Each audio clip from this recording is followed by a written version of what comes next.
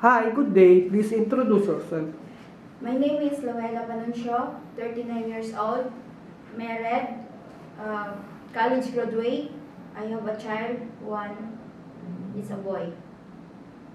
Why do you want to work in Hong Kong? To gain new knowledge and to help my family in financial problem. Do you have working experience abroad as a domestic helper? Yes, I have experience as a domestic helper in Kuwait for 4 years and also 2 years in Saudi Arabia. What are your duties and responsibilities to your employer? First, in Kuwait, my duties is to take care of baby. And also in Saudi is take care of old women. Can you tell us how can you take care of a baby and an elderly? I take care of baby, feed him, take a bath, washing their clothes. And for the woman, the old woman, I take care of her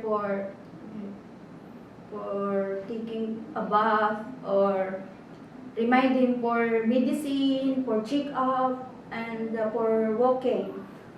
Aside from taking care of them, what is your skills? I know how to cook Arabic foods, Filipino foods, and I know how to CPR. What are the traits necessary to be a good domestic helper?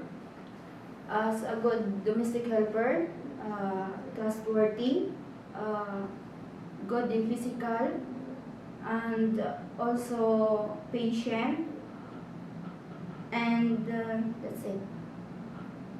Lastly, anything else you want to tell to your future employer?